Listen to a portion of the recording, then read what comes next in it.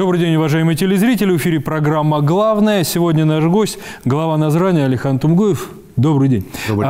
И по традиции мы сейчас говорим с руководителями муниципалитетов, наших городов, наших районов о том, с чем они подошли к Новому году, с каким багажом они перейдут в следующий 2018 год. Поэтому давайте по традиции начнем с капитального строительства. Наиболее затратная и наиболее приятная часть, если что-то удалось построить, а как показывает практика, последний год-два как раз на капитальное строительство удачные были в нашей республике за счет различных программ. Расскажите, пожалуйста, как Назрань выглядит на этом фоне?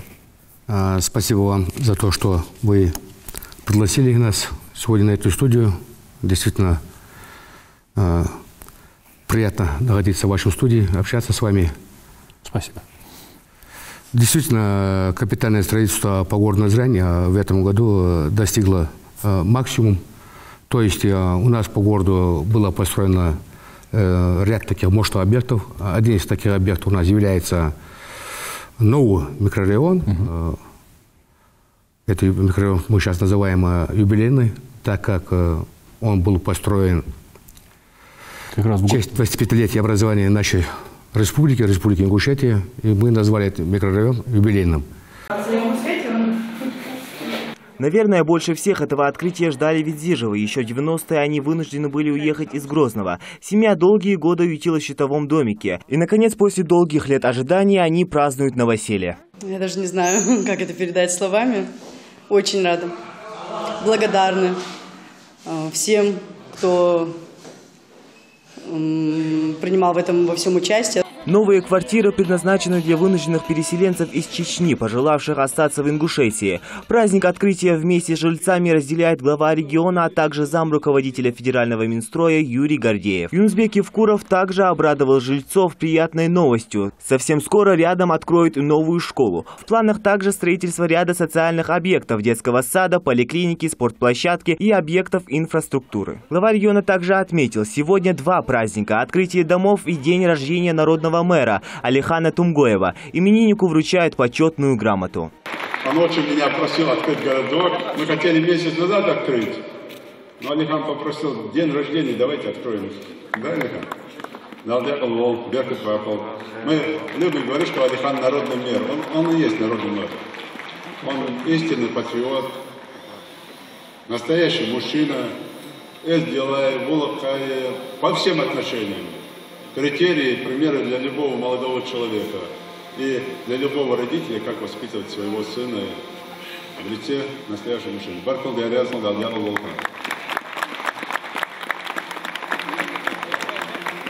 В данном юбилейном микрорайоне у нас будут проживать и проживают на сегодняшний день более 10 500 человек. Это город в городе, только это новый город. И к этому городу были подведены все инженерные сети. То есть это новый водопровод, новая газификация, новое электричество, это новые скважины. То есть этот микрорайон, независимо от старого года, будет обеспечивать сам себя. Вот обычно жители новостроек жалуются на сети, но это как раз обратный случай. Вот тут все, что там сделано на совесть. Построены такие великолепные, красивые дома. В этом микрорайоне у нас будут проживать вынужденные переселенцы Чеченской Республики, которые изъявили желание остаться у нас. И вот с помощью федерального центра Героя России, главы Республики Ингушетия Юнусбека Андреевича Евкурова, нам удалось сегодня сдать этот объект. Когда мы сдавали этот объект, было много гостей из федерального центра, из СКФО. И нам было что показать и чему радоваться. Такие благоустроенные квартиры я за последнее время, честно говоря, не видел. Наши строители поработали, я говорю так, это можно сказать, поработали на отлично. Зато им большое спасибо, я благодарен их труду, поработали на славу. Квартиры, потолки высокие, коридоры вообще, там шикарные коридоры, кухня, ванна соответствуют тем требованиям, которые требует нас время, то есть 21 век. А как с инфраструктурой? 1500 человек там живут, а магазины, садики, школы? Там у нас будет располагаться Почта России. На сегодняшний день уже на стадии завершения школа на 704 мест. Сегодня-завтра уже сдаем детский садик на 220 мест. То есть там у нас нет того, чего нету. Там все есть абсолютно. Людям даже не придется выезжать или в магаз, или в старый город. Потому что все инфраструктуры, все предприятия будут располагаться на одном месте. Там же у нас будет лаборатория, участковая служба помещения. Мы планируем, в этом месте у нас будет помещение для предпринимателей наших. Там шикарные такие, красиво устроенные подвальные помещения, более 7 тысяч квадратных метров. Мы всех желающих приглашаем посмотреть помещение, обжить их и начинать бизнес, малый бизнес, который большое внимание уделяет наш глава республики, чтобы было развитие малого бизнеса. И мы сегодня можем свободно предоставить им эти помещения. Хорошо. В юбилейном будет школа, будет детский сад. Как в остальном по Назрани дела обстоят с новыми школами? Ну, может быть, не с постройкой новых с нуля, но с ремонтом, с реконструкцией и с детскими садиками? За последние два года в Назрани было введено более 7 школ, 3 детских садиков. 7 школ. Это много или мало для Назрани? Для Назрани это со дня образования нашей республики. По республике только строилось 2-3 школы максимум. А если в одном городе у нас построено 7 школ, это... Сколько в смен тогда ходят ваши школьники? В одну, на две? сегодняшний день, я думаю, что в 2018 году у нас будет односменная. Потому что мы так называемый район Абигу по федеральной трассе. Так. У нас была построена такая мощная, красивая школа, одна из красивейших школ нашей республики. Ну, не зря такие гости приезжали. Да, 6-я школа. Да, отличная школа. На 704 мест. Этого открытия они ждали целый год и готовились к нему как к серьезному экзамену. Почетное право перерезать красную ленту вместе с вице-премьером правительства Ольгой Голодец и главой республики Юнусбеком Евкуровым предоставили виновникам торжества, самым маленьким учащимся новой 6-й Насыркорской школы. И пусть долгожданное для всех событие выпало на конец учебного года, праздничное настроение чувствуется уже с порога. В новую школу в Насыркорте перейдут учащиеся сразу из нескольких школ. В основном дети, которые живут поблизости. К примеру, из 10-й школы более 200 учащихся. Таким образом, 5-я, 10-я и 17-я школы перейдут на одну смену обучения. Дети смогут заниматься в больших светлых кабинетах, а благодаря красочному дизайну учебный процесс будет доставлять только удовольствие. Здесь позаботились и о здоровье ребят. На первом этаже просторный спортивный зал. Планируется вести и дополнительные занятия по гимнастике для девочек и силовые для мальчиков, а также кружковые занятия в мастерских. Родители такому подарку радуются больше самих учащихся. Мы очень рады, что открыли такую красивую школу для наших детей.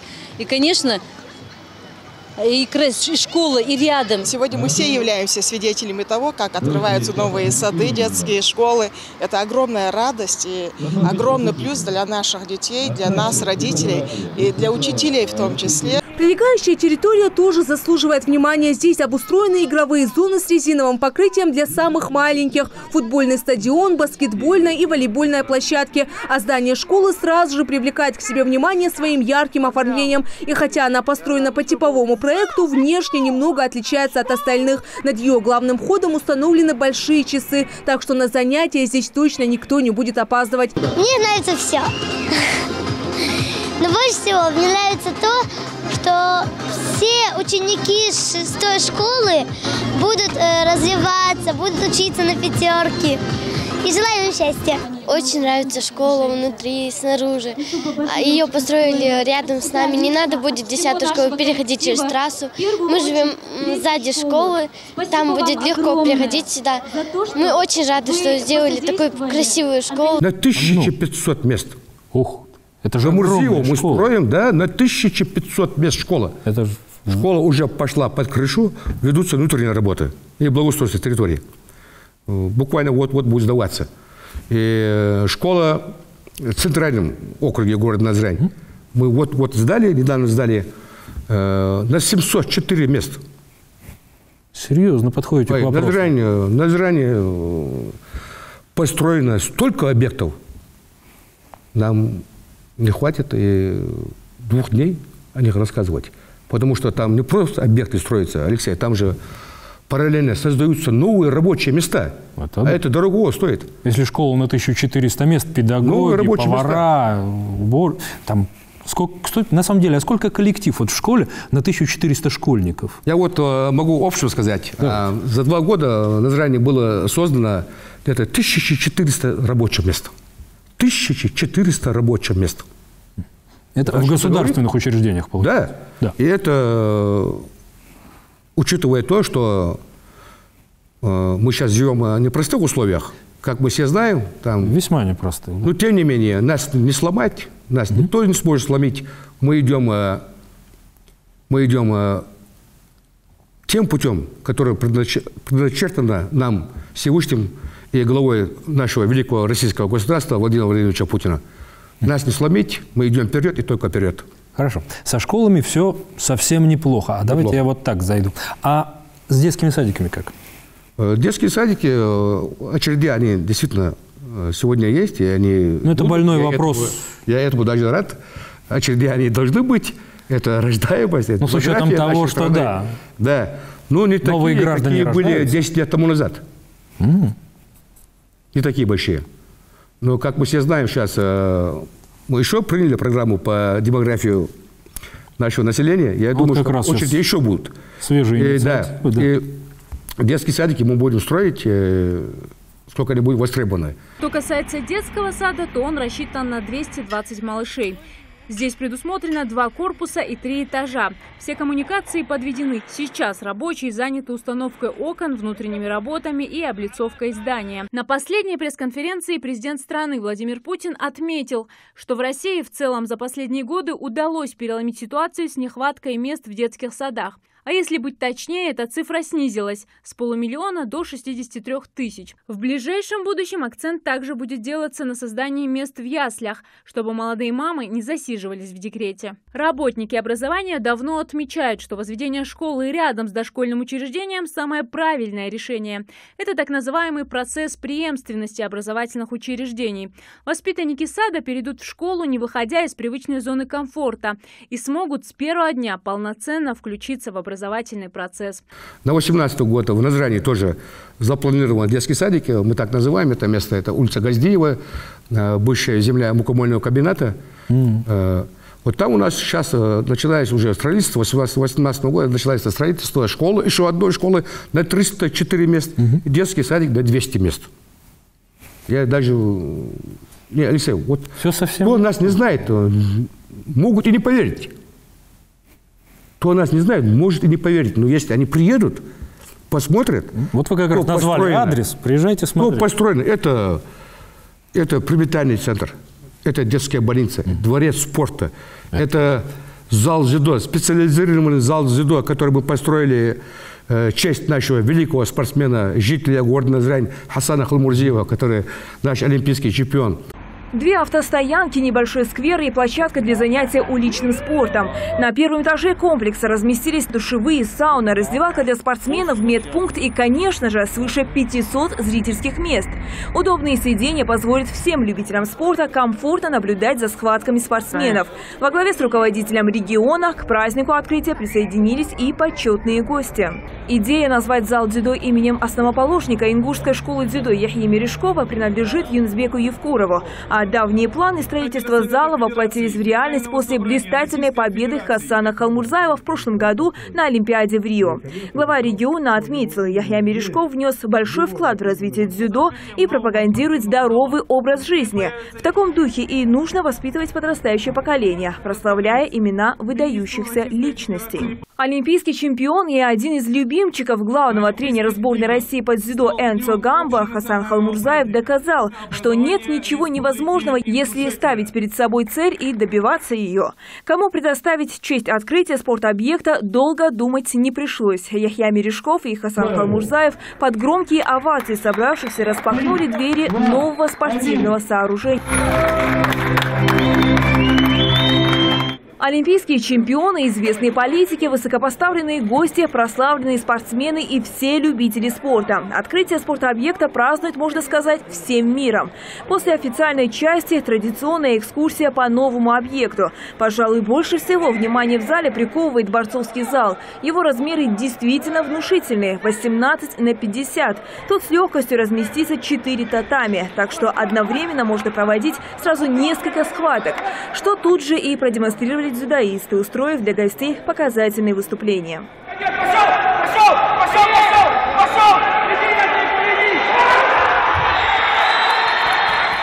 Новый спортобъект прекрасно дополнил ряд больших подарков для жителей республики в честь ее юбилея. Каждый день зал дзюдо будут посещать более сотни ребят, у которых есть не только все возможности для успеха, но и самый лучший пример для подражания. Ну а первые соревнования, которые прошли в этом зале, это турнир по дзюдо на кубок главы Ингушетии. Он собрал более сотни спортсменов из разных регионов страны. Это зал, специализированный зал тяжелой атлетики. Их же у нас не было. Не было. Олимпийский чемпион был, а зала не было. Зала не было. А вот глава республики сказал, что будет зал. И зал есть. Ровно за 10 месяцев был построен такой красавец зал. Есть у нас. И я думаю, что введение этих объектов мы получим дополнительных чемпионов мира, дополнительных олимпийских чемпионов.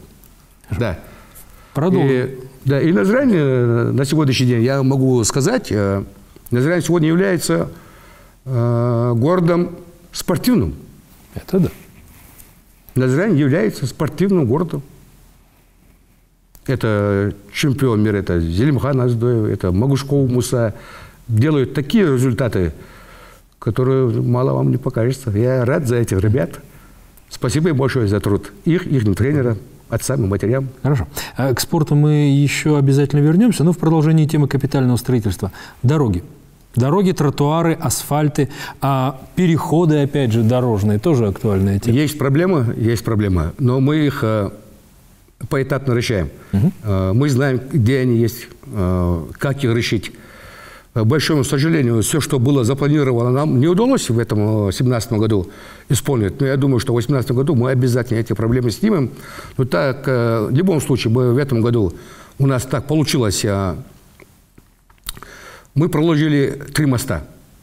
Это дорого стоит. Ну, мост – это дорогое удовольствие. Это социальный вопрос. Вот для жителей, мы так называем, так привыкли называть район за каналом.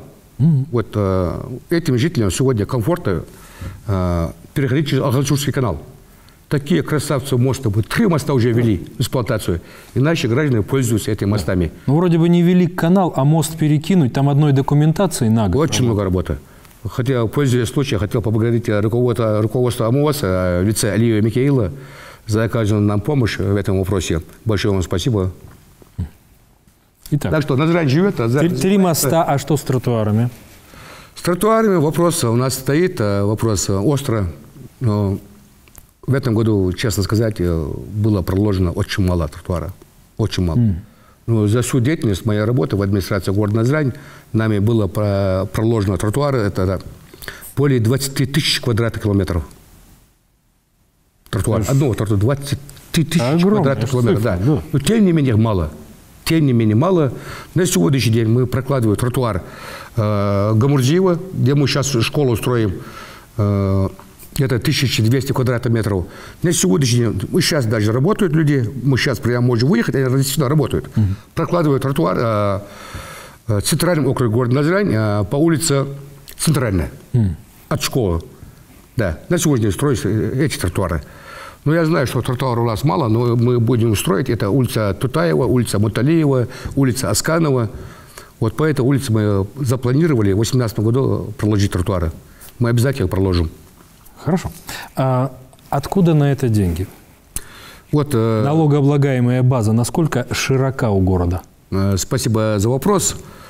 Большинство своем жителей нашего города на просьбу администрации, руководителей администрации города, помощников, заместителей, те ребята, у которых есть средства, которые могут себе позволить помочь нашим детям, женщинам, старикам, чтобы они могли бы свободно пройти или к магазину, или к аптеке, они с удовольствием изъявляют желание построить или проложить для них тротуар. Их у меня много, таких людей.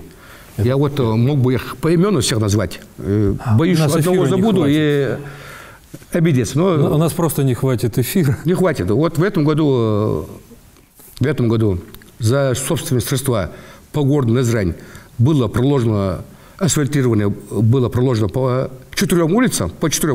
Вот завтра утром, они вчера закончили проектирование, завтра утром еще один житель города Назрань изъявил желание проложить асфальтное покрытие по улице Катиева. Это так называемый у нас центр КамАЗ, юго-западного района города Назрань. Где вы таких жителей берете? Они на каждому населенному пункту. Они на Назране живут, вот они меня вдохновляют работать днем и ночью. Вот из-за этих людей, из-за таких людей не работать – это позор. Я обязан работать, когда мне помогают вот такие люди.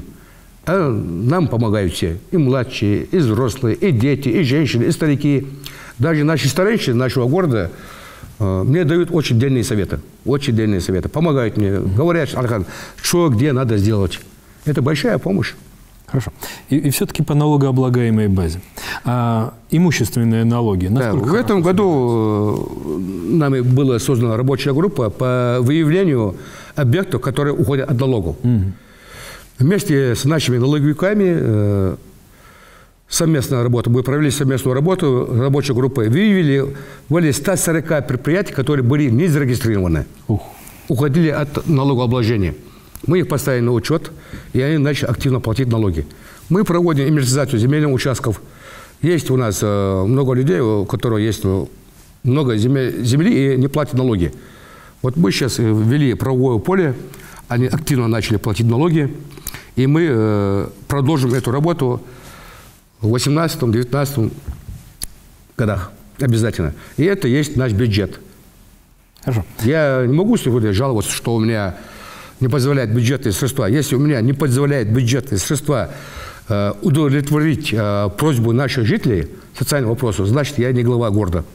Я сам должен изыскивать свой бюджет и решать социальные вопросы. Я так думаю. Хорошо. Юнусбек Мамадгереевич на своей большой конференции, которую он провел по итогам года, сказал, что по инвестициям в республике лидируют вот из муниципальных поселений Малгобекский район и город Назрань. Куда инвестируют в Назране, что строится? И что, может быть, уже введено в строй? Все, что инвестируется по городу Назрань, это большинство своем, не большинство своем, а полностью инвестируется для создания новых рабочих мест. Новых рабочих мест. Например, у нас есть предприниматель Дахтыга Баудин. Очень успешный предприниматель, бизнесмен, меценат. Много помогает городу. Один Багаудин построил уже на стадии завершения логистический центр. Вложение составляет более 1 миллиарда 150 миллионов рублей. В этом центре у нас будет работать 50-60 человек. За этими 50-60 людьми стоят семьи же. Мы можем умножить на несколько раз. То есть в этом объекте, в одном объекте будет кормиться более до 300 человек. До 300 человек. А назначение логистического центра? То есть там будет просто хранение, грубо говоря, чего-то, или холодильники? Там, как он почему? Вот человек построил фундамент, да, для строительства любого объекта, частного сектора или любого другого объекта, офиса, он может зайти в этот логистический центр, выйти оттуда полностью материалом, включая шуб. То есть, грубо говоря, он там может разместить заказ с доставкой вот на полностью, от и до. Это серьезно? Да. И там же, в этом логистическом центре, у нас там запланировано строиться детский досуговый центр. Чтобы, значит, дети могли там играться, веселиться. Да. И сегодня строится у нас такой прекрасный комплекс, тоже в районе Абигу, недалеко от Дворца спорта, аквапарк. Масштабный объект. Масштабный объект. Там чего только нет, кроме самого ведется работа. Активно ведется работа. Там вложение более 20... Нет, там до 3 миллиардов рублей. Много. Инвестиции вкладывает наш земляк, который сегодня живет и работает в Казахстане. И он сегодня решил, что в Назрань можно вкладываться. Самое главное, есть стабильность, есть предсказуемость. У власти на таких людях ограничений никаких у нас нету, по это плане документации, оформления документов и ослабления налоговых платежей на первые 2-3 года. Вот такие люди к нам сегодня заезжают. Хорошо. А как на этом фоне выглядит ситуация с безработицей? Понятно, что она должна уменьшаться. Насколько благополучна она сейчас? Или благополучно еще рано называть? И я бы так сказал, если вы действительно правильно говорите, безработица она у нас есть. И не сказать, что нет, это будет неправильно. И безработица есть, но мы стараемся как можно минимизировать эту сторону. Она действительно слабая сторона у нас. Ну, тем не менее, мы работаем. А каким образом? Какие-то сезонные работы предлагаете вот жителям города? Как? Вот сколько у нас строительство ведется по городу, вот, во всех этих строительствах задействованы наши люди. То есть жители города Назрань. Это штукатурщики, это каменщики, это малярщики, это бетонщики, это крановщики, это водители.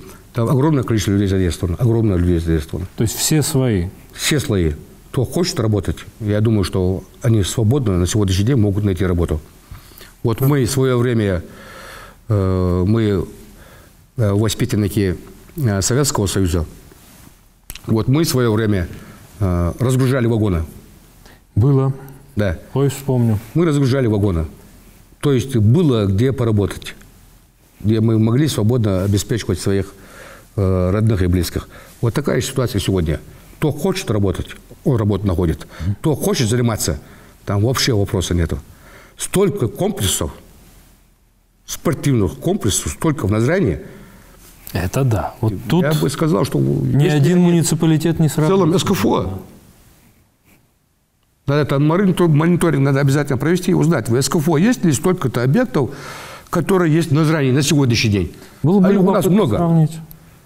Вот, у вас одна площадка воркаут, по-моему, крупнейшая на Северном. Вот Гамурзиева, Алексей, школа у нас. Там мощнейших 3 спортзала. 3 спортзала. И по согласованию главы республики, когда он совершал инвестиционную повестку, я у него попросил, что один спортзал, чтобы, если можно, выделить для наших борцов по вольной борьбе. Он нам дал добро, согласился. Мы сейчас в данный момент ищем тренера, который мог бы заниматься с нашими детьми. Я встречался с нашими олимпийцами, с Барахоем Адамом, с Калоем Картоевым, с Мусаевым Магомедом. Говорили, чтобы они нам прислали хорошего тренера, чтобы наши детишки там могли заниматься. Я так думаю, и так это будет обязательно. Лет через 10-15 мы с Гамурзиева получим олимпийского чемпиона по вольной борьбе. Вот Калой Картоев как раз в свое время говорил, что по вольникам дети очень перспективные, да. Надо только работать. Мы с Калоем об этом говорили. А уж ему-то как... Конечно, конечно. Призер Олимпийских игр, он-то знает. Я сказал 10-15 лет. Вот эти сроки я согласовывал с Калой. Я поинтересовался, я говорю, Калой, вот как может, через сколько времени можно сделать олимпийского чемпиона? Он мне сказал, Алихан, хорошо постараться, 10-15 лет мы получим олимпийского чемпиона. Ну, это четко обозримое будущее. Мы доживем и увидим. Да, Всевышний, я так думаю, это так и будет обязательно. Гамурзиева у нас будет олимпийский чемпион по вольной борьбе. Обязательно. Уважаемые родители, вот живущие в районе Гамурзиева, ведите своих детей в зал, пожалуйста. Есть возможность отковать из ваших детей олимпийского чемпиона. Так и будет. Только отдавайте их туда. А уж тренера вы подберете, да? Калой сам уже занимается. Сам? Да. Ну, я у него попросил. Тут... Я у Калоя попросил, чтобы он прислал мне тренера. Калою Картоеву. Да. Это вот... Безусловно. Хорошо. Вернемся к коммунальным вопросам. С сетями как обстоит вопрос? Как с износом? Износ есть. Износ не маленький. Но, тем не менее, наши энергоснабжающие компании, это Регионгаз, это МРСК нашей республики, в этом вопросе активно занимаются. На сегодняшний день по городу Назрань прокладывается новый газопровод. Протяженностью, точно не скажу, несколько километров. По газопроводу у нас работы ведутся. Вот МРСК тоже, я знаю, что глава республики несколько раз встречался, МРСК России, по-моему, переговоры прошли у них успешно. В 2018 году планируется заменить огромное количество сетей. Так. Это вот новых мощностей, замена всех проводов. Я думаю, что 2018 год у нас будет очень плодотворным и в таком спокойном ритме. Хорошо. С газом разобрались. Как с электричеством? Если я не ошибаюсь, были в свое время перебои в многоквартирных домах на Московской, да, если я не ошибаюсь. Были. Да и в новостройках, поправьте, если я ошибаюсь, вы где-то на свои средства покупали трансформатор. Пробегало в новостях. То есть с электричеством не все так хорошо было, как сейчас? Более стабильные. Так. Гораздо лучше. Потому что ремонтные бригады у нас такие патриоты своей работы, такие патриоты своей республики, да? Любое время дня и ночи, несмотря на дождь, на снег, на холод, ребята выезжают. Я это не для красивого слова говорю, лично я сам это вижу. Действительно, до утра работают. Но жители города не дадут соврать, они в курсе дел. Действительно, да, работают ребята. Также, если можно так сказать, невозможно делать возможным. Вот, пользуясь случаем, работника МРСК, работника наших Регионгаза, большое вам спасибо за их ратный труд. Я горжусь ими. Мне приятно работать с этими людьми. А как с платежами обстоят дела? Очень плохо, честно сказать. То есть, получается, газовики прокладывают авансом новые километры труб? Да. Энергоснабжающие компании, они работают в полном отдаче, но мы, к большому сожалению, к этим вопросам относимся не так уж ответственно, как бы хотелось бы, но, тем не менее, ситуация меняется в лучшую сторону. За последний год люди активно начали платить.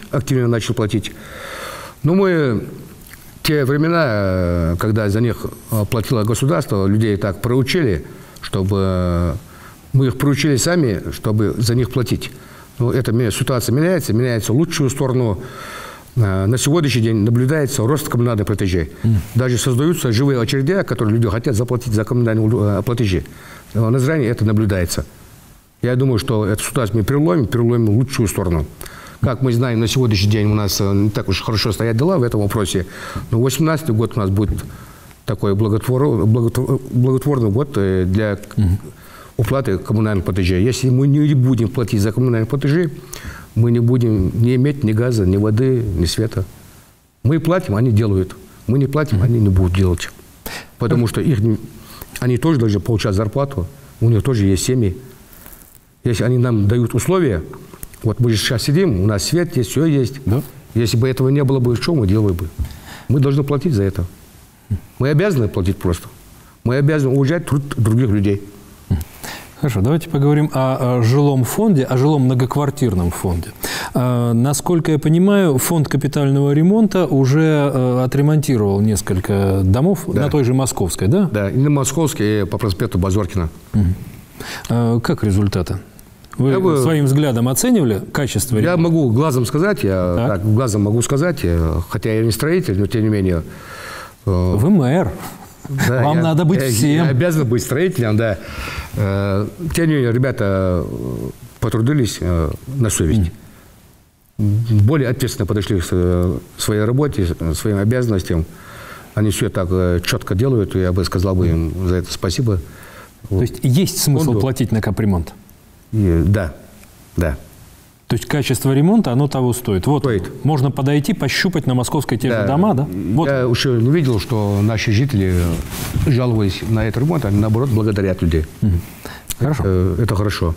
А что по переселению людей из ветхого и аварийного жилого фонда? Аварийного жилья, да? Да. Тоже на Московской, по-моему, была какая-то проблема с расселением. Я, может быть, ошибаюсь? У нас была проблема. Люди отказывались селиться. Да. Не хотели. Да, по-моему, 27-й дом. Да, там часть жильцов выехала, а часть как-то вот решила пока остаться. Ну, этот дом у нас так и остался. Один дом у нас выселился, 13-й дом. Они выселились полностью. Дом строится, готовится к сдаче. То есть будем заселять людей в новый дом. На самом деле все прекрасно и удивительно. Неужели нет никаких проблем? Нет, почему? Вот расскажите о проблемах, которые придется в 2018 году решать. Порадуйте тех жильцов, которым вот в 2018 году придет коммунальное счастье. Ну, будем надеяться, придет, да? Обязательно. В 2018 году у нас запланировано очень много работы. Очень много работы. Я думаю, что мы с поставленной задачей справимся обязательно. Я и моя команда на это настроены. По крайней мере, мы добьемся этого, чтобы мы решили стоящие перед нами острые задачи. Это по благоустройству, по озеленению города. Это, как мы ранее заметили, прокладка нового водопровода, бурение нового скважин, замена электросетей, замена газопровода. Это прокладка у нас тротуаров, расширение улиц, расширение перекресток. Можно называть, есть недоработки, очень много их, но мы их поэтапно решаем, минимизируем, делаем. То есть без работы не остаемся. Новым переменам в своем дворе Роза Гандалоева очень рада. Уж она-то знает, каким он был на протяжении почти 40 лет. Столько времени здесь прожила женщина. Прежде чем рабочие приступили к благоустройству, муниципальными органами было учтено мнение самих жильцов. Мужская половина попросила парковочную стоянку, а женская, в том числе и Роза, площадку для детей.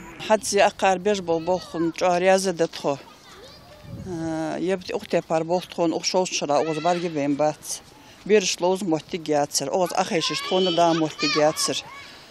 Окиq бериш лоуз гертиш тхо ахайша дагаш, ох бериш гарьеж ах арноно штхон ряс тхорш цацам холур тхон.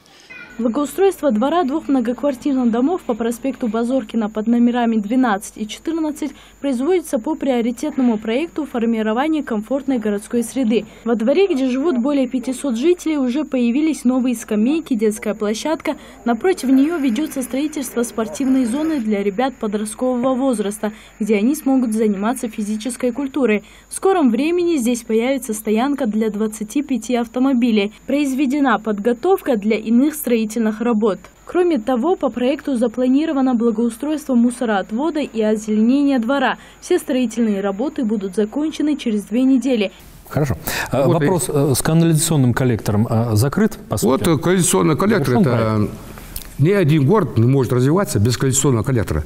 Хотя у нас там были некоторые затрудненности, некоторые проблемы.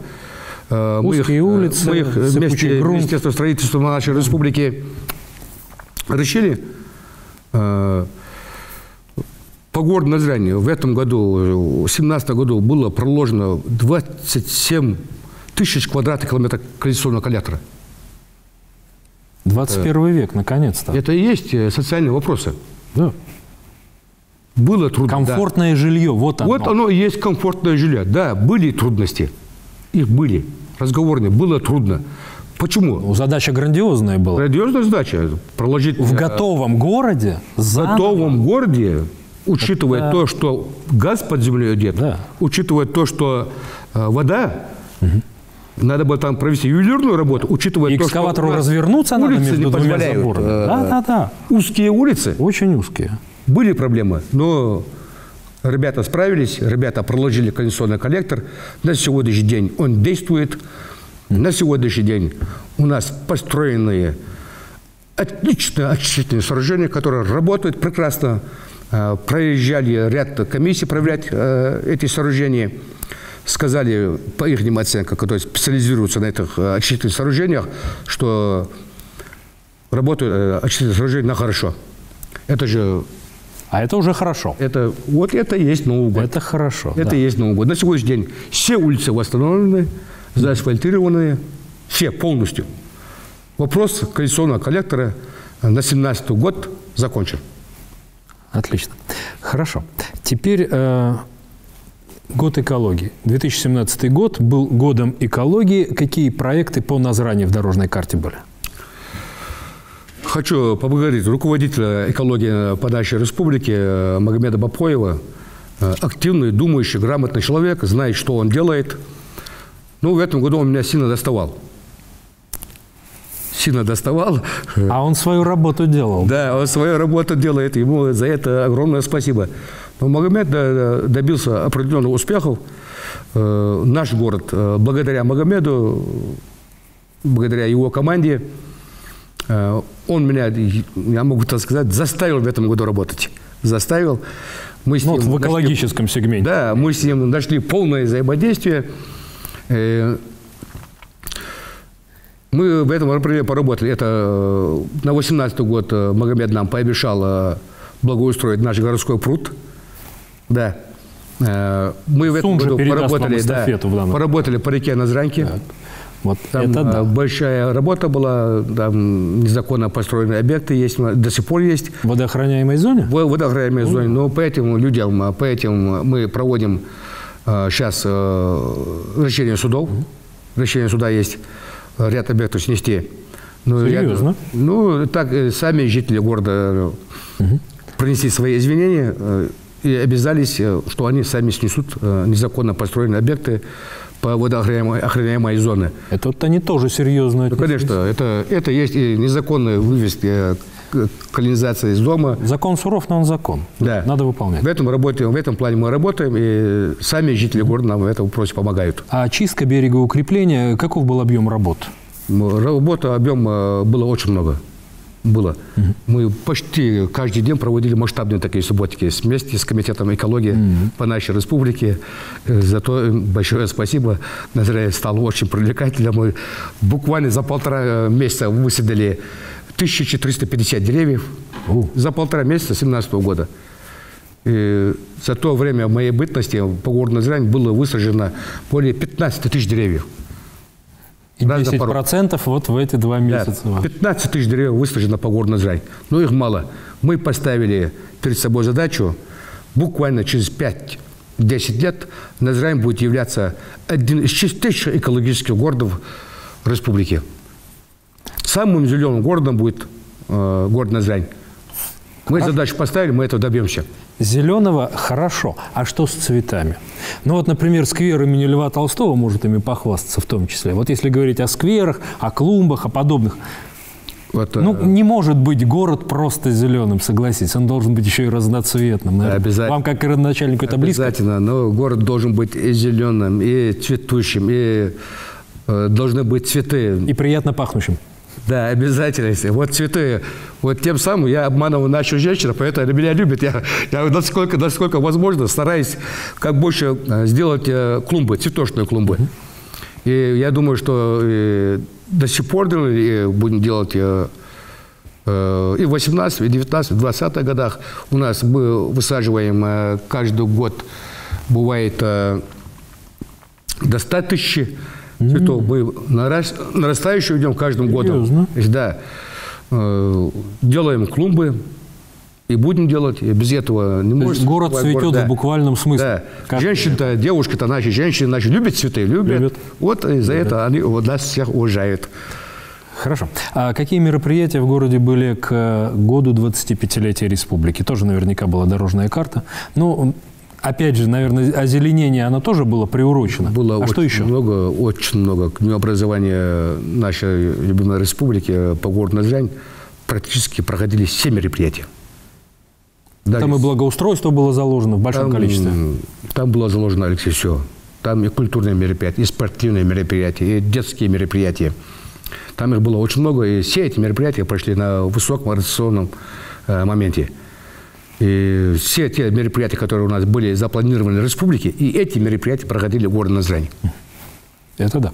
Потому что и республиканские мероприятия, опять же, достались. Они все, большинство своем, проходят у нас в городе. А согласитесь, это ведь интереснейший опыт, вы теперь можете повторить.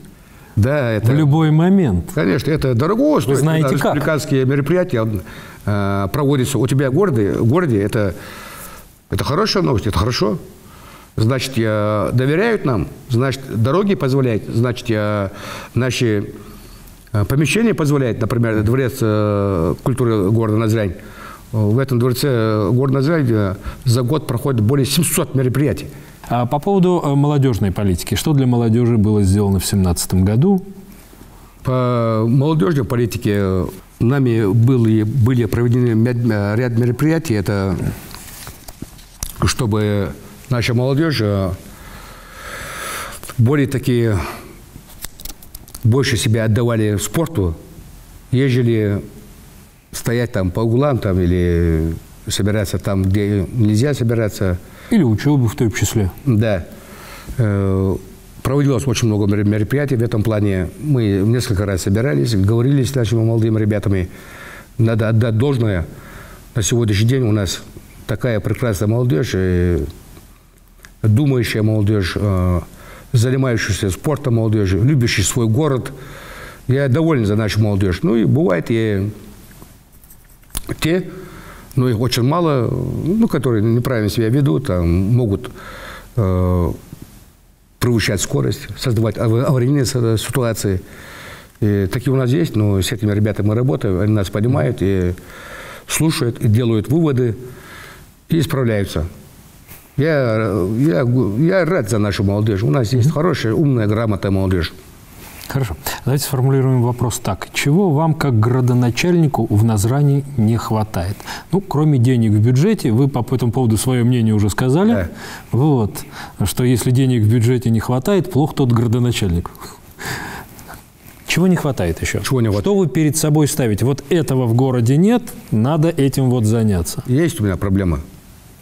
Это район новостроек за каналом. У меня там ситуация стоит очень серьезная ситуация, это по коммуникациям. Там даже, по-моему, с табличками улиц ситуация. Нет, этот вопрос мы сняли. Уже выяснили? Это вопрос мы сняли. Да? Таблички всех улиц у нас есть, все. Я как-то летом там заблудился просто. А сейчас не забудете, там уже все поменялось. Да. Мне как раз туда надо. Там у нас все есть. Таблички есть, указатели улиц есть. Значит, сети остались? Сеть у меня большая проблема, большая проблема. Мы там посчитали, сколько денег потребуется для этого. Более 1 миллиарда рублей. Ух. Да, к большому сожалению, более 1 миллиарда рублей требуется, чтобы мы полностью провели инфраструктуру районных каналов. Это газ, вода, свет, дороги, тротуары. За 2018 год это не осилить при всем желании. Даже если бы деньги были, не успеть. А как будете решать? Вот разделять на зоны? Как? У меня такая проблема. Я действительно над этим болею. Ну, я думаю, что чуть-чуть, год за годом мы эту проблему снимем. Но за 1 год, при всем моем желании, я не смогу. Да даже если был миллиард, но там объем работ просто. Не смогу. Даже земляной объем работ. Не смогу. Я думаю, что с помощью главы нашей республики Юнусбека Баймурзаевича Евкурова, с помощью самих жителей нашего города Назрань, мы эту проблему решим. И люди себя будут чувствовать комфортно, удобно. Мы так и сделаем обязательно. Мы решим эту проблему. Она у меня есть. Что бы вы хотели пожелать вашим землякам, жителям Назрани в 2018 году? Жителям славного города Назрань могу пожелать только одно. Взаимопонимание, уважение друг к другу. Чтобы они соблюдали, хранили свои обычаи, свой культ и быт, свои адаты, чтобы они никогда не забывали о наших предках, которые нам передали все самое лучшее, все самое хорошее, все самое доброе, чтобы хранили память наших отцов и дедов, наших матерей и дочерей, чтобы они никогда не забывали, что они сегодня есть ингуши, что они живут в городе Назрань, что Назрань – наш дом, город Назрань. Я призываю всех вас к взаимопониманию. Не судите меня так сильно. Но нет ни одной проблемы по городу Назрань, которой бы я и моя команда не хотели бы ее решить. Мы ее решим обязательно. Не сегодня, так, завтра. Но мы видим эти проблемы, мы знаем эти проблемы, и мы знаем, как их решать. Мы ее будем решать поэтапно. Ну что же, огромное вам спасибо. Уважаемые телезрители, спасибо вам, что были с нами. Всего доброго, не переключайтесь, оставайтесь на Национальном.